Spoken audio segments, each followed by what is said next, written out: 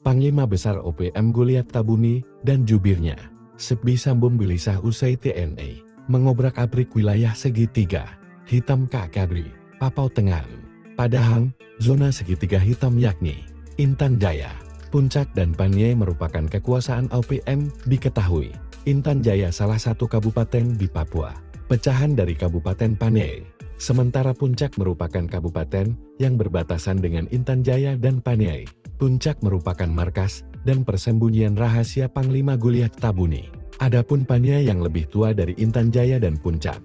Namun, keangkeran zona segitiga hitam runtuh usai operasi Habema dan Damai Kartens. Dua pasukan elit tempur dari TNI dan Polri, khususnya Habema yang dipimpin Panglima Operasi Mayor Jenderal Lucky Evianto, berhasil menembak mati 3 panglima operasi dan komandan batalion OPM. Serta ada 38 serdadu tewas sejak Mei Agustus. Operasi di bulan Mei, tepatnya Sabtu 10 Mei. TNI menembak mati buronan di kampung Kalom Puncak Papua bernama Nekison alias Gumiwalo Enumbe. Lalu pada Rabu, 15 Mei 18 Opung, Habema menembak 18 anggota OPM di Intan Jaya dan operasi di bulan Juni. Pada Rabu 18 Juni, 5 oknum ditembak dalam operasi di Kampung Kulapa Intan Jaya. Operasi di bulan Juli. Pada Minggu 6 Juli, 1 dengan OPM Sianggama Enos Tipagel ditembak.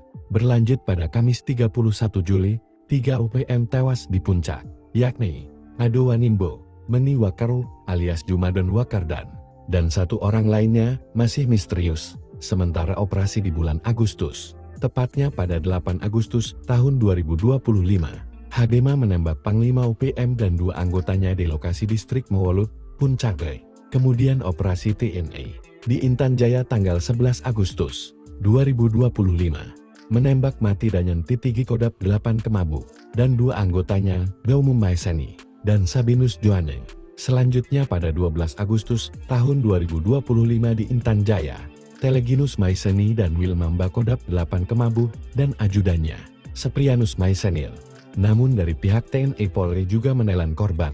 Setidaknya berdasarkan informasi ada 3 anggota TNI yang tertembak dan 1 tewas. Sementara itu, dari Polri 2 anggota BRIMOB tewas ditembak.